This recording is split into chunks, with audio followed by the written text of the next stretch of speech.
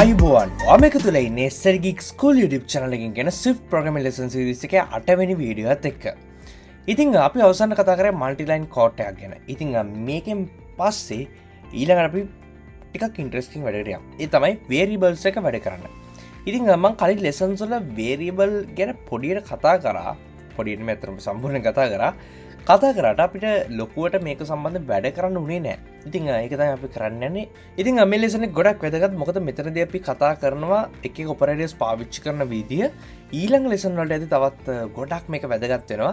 අපි ඊළඟට කතා කරනවා logic gates පැත්තට ගිහිල්ලා ඊට පස්සේ අපි if එහෙම නැත්නම් conditional statements වගේ දේවල් පාවිච්චි කරනවා. ඉතින් මෙතනදී අපි විවිධ operators අපි comparison operators වගේ දේවල් පාවිච්චි කරනවා.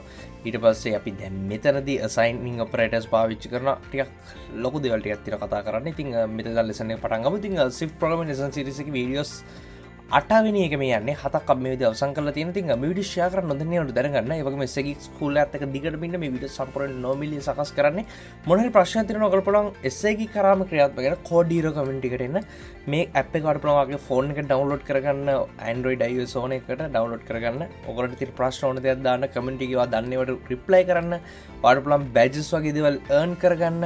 ඉතින් ඒක නිසා code hero එකත් එක්ක join වෙන්න අමතක කරන්න එපා. හරි. 8 වෙනි පාඩම පටන් ගමු අපි. ඉතින් අපි කතා කරගෙන ආවේ මම කරන් ගිය විදිහට මල්ටි කෝඩ් එක මම දැනට මේක පොඩ්ඩක් සම්පූර්ණ ඉවත් කරගන්න. ඉතින් මේ විදිහට දැන් අපිට variable එකක් assign කරන්න පුළුවන්. ගොඩක්ම ලේසියෙන් අපිට var කියලා ටයිප් කරා. අපිට ඕන කරන variable එකේ දාගත්තා. සමාන ලකුණ දැම්මා. අපිට ඕන කරන value එක දාගන්න පුළුවන්. උදාහරණයක් විදිහට මම x = 5යි කියලා දාන්න. හදිසියත් අපිට ඕනේ constant එකක් නම් අපි කරන්නේ let කියන එක පාවිච්චි කරලා මෙතන අපිට ඕන කරන name එක අපිට පාවිච්චි කරලා y කියලා මම දාන්න equal to 6 වගේ අපි කැමති අගයකට ආදේශ කරන්න පුළුවන්. වැදගත් දේ තමයි program එක පටන් ගනිද්දී මේ program එකට value එකක් මුලින්ම assign කරන වෙලාවේ හෝ ඊට කලින් අපි variable එක introduce කරන්න ඕනේ. මෙන්න මේකට තමයි මේ දේ පාවිච්චි කරන්නේ. හරි. හිතන්න දැන් අපි ඉස්සරහට පාවිච්චි කරනවා z කියලා variable එක. මෙන්න මේ variable එක අපි තාම තීරණය කරලා නැහැ. හැබැයි ඉස්සරහට පාවිච්චි කරන්න කියලා අපි දන්නවා. මේ වගේ වෙලාවට වඩා අවස්ථාවක් තියෙනවා මේකටත් assign කරන්න value එක. උදාහරණයක් විදිහට අපිට පුළුවන් z සමානයි කියලා මෙන්න මේ වගේ උද්දෘත දෙකක් මැද්දේ වුණ හිස් තියලා අපිට මේ වගේ දෙයක් ආදේශ කරන්න පුළුවන්. නැත්තම් මේකට අපිට value එකක් ඕන නම් 0 කියලා උනත් ආදේශ කරන්න පුළුවන්. ඒක වගේ කැමැත්තක් අපිට කොහොම හරි අවශ්‍ය වෙන්නේ මුලින්ම එක්ක වා කියලා පාවිච්චි කරලා නැත්නම් let කියලා පාවිච්චි කරන්නේ variable එකද constant එකක්ද කියන එක system එකට දැනුම් දෙන්න.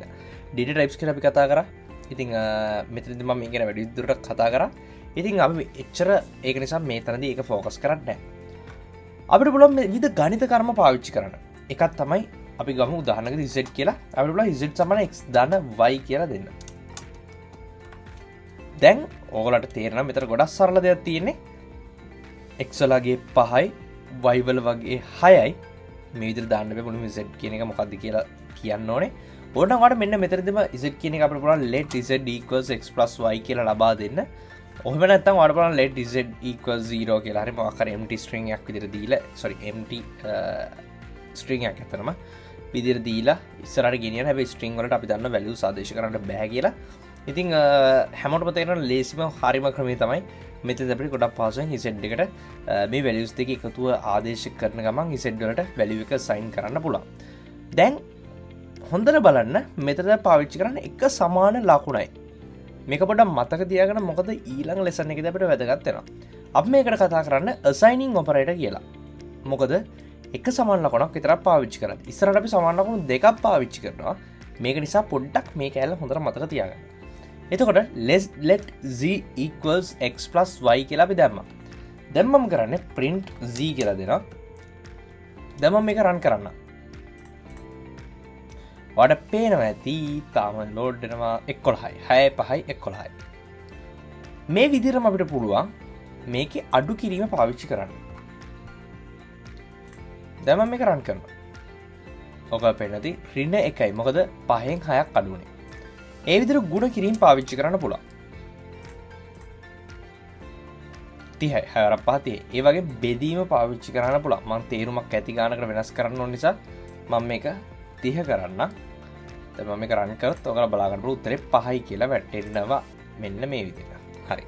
ඉතින් මේ විදිහට අපිට ගණිත කර්ම කිහිපයක් පාවිච්චි කරන්න හැකියාව තියෙනවා. මෙතනින් එහාට අපි දැනගන්න ඕනේ වැදගත් දෙයක් තමයි මේ ගණිත කර්ම ඇප්ලයි කරන්න පුළුවන් පිළිවෙලක් තියෙනවා. අපි ඉස්කෝලේ ගණන් වලට ඉගෙනගෙන තියෙනවා බොඩ් මාස් කියලා එකක්. බොඩ් මාස් කියන්නේ පළවෙනියටම බ්‍රැකට්ස්. ඒ කියන්නේ වරහන්. දෙවෙනිට ඒ කියන්නේ බලයක්. ඉතින් අපිට මෙහෙම අදහස් කරන්න පුළුවන් අපි දන්නවා 3 දෙවැනි බලය කියන්නේ 9. 3 පස්වෙනි බලය, 3 හතරවෙනි බලය, ඒ වගේ 2 පස්වෙනි බලය උදාහරණයක් 32, 2 10වෙනි බලය 1024. මේ වගේ දෙවරක් කරලා ඒ වගේ ඒ බලයට අපිට කතා කරන්න පුළුවන් දෙවැනි එක. ඒ වගේම D ඩිවිෂන් එහෙම නැත්නම් බෙදීම. ඊට පස්සේ M මල්ටිපිකේෂන් ගුණ කිරීම. ඊට පස්සේ A ඇඩිෂන්. ඒ කියන්නේ එකතු කිරීම. සහ S සබ්ස්ට්‍රැක්ෂන්. ඒ කියන්නේ අඩු කිරීම. මෙන්න මේ පිළිවෙලට තමයි ඕනම ගණිත කර්මයක් අපි කරන්නේ ස්විෆ්ට් වල විතරක් නෙමෙයි ඕනම තැනකදී. ඉතින් ඒක නිසා අපි මෙන්න මේ පිළිවෙල පොඩ්ඩක් හරියට අවබෝධ කරගන්න ඕනේ. ඉතින් මේ විදිහට අපිට පුළුවන් යම් ගණිත කර්ම ටිකක් වේරියබල්ස් පාවිච්චි කරලා කරන්න. ඔයගොල්ලෝ try කරලා බලන්න පුළුවන්. විවිධ එක්සර්සයිස් කීපයක් මම Patreon එකට දාන්න. try කරලා බලන්න. Patreon එකට යන්න. Patreon කෙනෙක් නෙමෙයි නේද? බලන්න Patreon කෙනෙක්ට මාසෙට $1 එකකට Patreon කෙනෙක් වෙන්න හැකියාව තියෙනවා. ඉතින් try කරලා බලන්න මේ lesson series හදාගෙන යන්න ඉස්සරහට ඒක සෑහෙන උදව්වක් වෙනවා. ඉතින් මේ විදිහට සෑහෙන Patreon ප්‍රමාණයක් ඉන්නවා. ඔයගොල්ලෝ හැමෝටම ගොඩක් ස්තුතියි මේ channel එකට දෙන සහයෝගයට. ඉතින් වීඩියෝ 8ක් මේ විදිහට අවසන් වෙනවා. 9 වෙනි වීඩියෝ ආයෙ හම්බ වෙනකම් ඔයගොල්ලෝ හැමෝටම සුබ දවසක්.